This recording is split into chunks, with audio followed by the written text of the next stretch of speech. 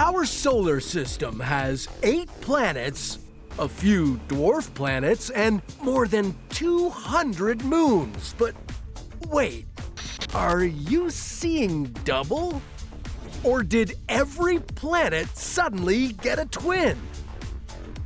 Where would each planet's double fit in? Why would Earth 2.0 not support any life? And which planet's twin could turn out to be habitable? This is What If, and here's what would happen if every planet had a twin. The solar system has 3 types of planets: rocky, gaseous, and icy. These all formed after our sun was born from a spinning disk of dust and gas. As temperatures in the solar system rose, the inner regions were as hot as 1730 degrees Celsius. And only substances with very high melting points like iron, silicon, and magnesium could remain solid. This gave way to our rocky terrestrial planets: Mercury, Venus, Earth, and Mars. Further out, temperatures were as cool as minus 225 degrees Celsius. So the outer planets like Jupiter and Saturn attracted massive amounts of hydrogen and helium. Then beyond that, Uranus and Neptune formed out of methane and water. All these planets formed in the exact right location with the perfect conditions for what they are today, especially Earth. But on What If, since everything is possible, not only will we double every planet in the solar system, but we're also going to line these planetary twins up in reverse order. What could go wrong? I know. Pluto isn't a planet anymore. It was demoted to a dwarf planet back in 2006. But for the sake of this scenario, Pluto will make a comeback. Only this time, instead of being formed on the outskirts of the solar system, it would orbit dangerously close to the Sun. The original Pluto is about 2/3 the size of our moon, but Pluto's twin would be much smaller. Being so close to the Sun, its mantle of water ice would boil away, leaving behind only a small rocky core. Next up, you'd find Mercury in its usual first position from the Sun, but except this time, on the exact opposite side of its orbital path, it would be joined by the twin version of the ice giant Neptune. Now, looking at Neptune's twin, you'd barely recognize it. The Sun would rip gases out of its atmosphere and pull them toward the star itself. Yeah, looks like putting an ice giant right next to the Sun is a very bad idea. What were you thinking? Eventually, Neptune could be in danger of losing its entire atmosphere. Now, you certainly wouldn't see this happen overnight.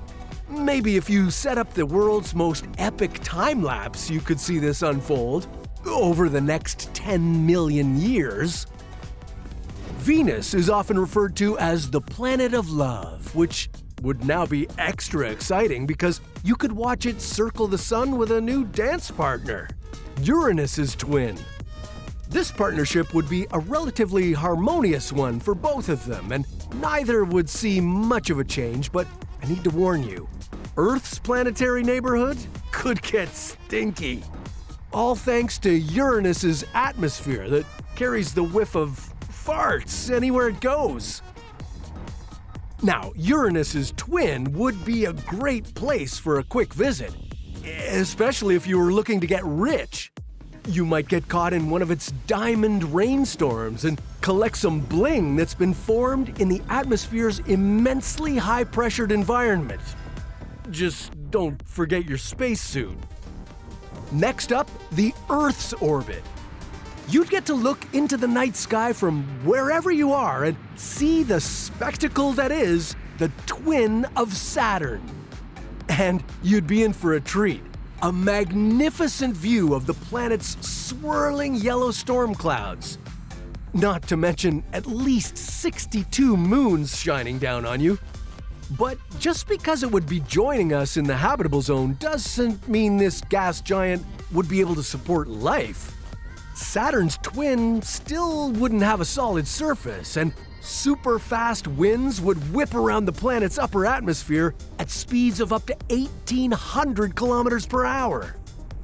The problem is that while you're enjoying the spectacle, this twin's gravity would start tearing our planet apart, and its moons might be set on a collision course with us. Odds are that this planetary configuration would wipe out all life on Earth. Okay, enough of the bad stuff. Let's talk about Mars. The red planet would be paired with the world that is home to the infamous Great Red Spot. Yeah, you guessed it. The twin of Jupiter is about to crash this party. The copy of the largest planet in the solar system would be located at the very edge of the Sun's habitable zone. Now, that wouldn't mean that Jupiter's twin could support life. It would still be made of gas with no solid surface, but its presence so close to Mars could cause Mars to turn into a lush, habitable world. Mars is a dry desert with no liquid water and hardly any atmosphere. Well, that's largely thanks to the disappearance of its magnetic field, which used to hold its atmosphere together. This likely happened when Mars got bombarded by asteroids in its early days. But if Jupiter's twin and its strong gravitational force were around back then, well, it could have saved Mars from those asteroid collisions. Then Mars could have kept its atmosphere, and maybe there'd be life there today. Or maybe this twin of the largest planet in the solar system would have sent even more asteroids toward Mars. Maybe even right toward Earth, meaning life probably wouldn't even have the chance to form. Okay, on the opposite side of our solar system's asteroid belt, you'd find all these pairings repeated. Starting with the original Jupiter and the twin of Mars. Things would stay pretty much the same. Jupiter would still be big and gaseous, while Mars would be cold, dry, and lifeless. And then there would be Earth 2.0. Now sharing an orbit with Saturn, you'd find Earth's twin way outside the Sun's habitable zone. Here, you'd receive 1% as much sunlight as you get back home. From space, Earth 2.0 would look like a frozen snowball version of our planet. The oceans would mostly freeze over, but that wouldn't mean that pockets of life couldn't still exist under all that ice. Deep in the ocean, close to hydrothermal vents, there could be enough heat to sustain life. The tidal motion of the water could move that geothermal heat around, allowing parts of it to remain liquid.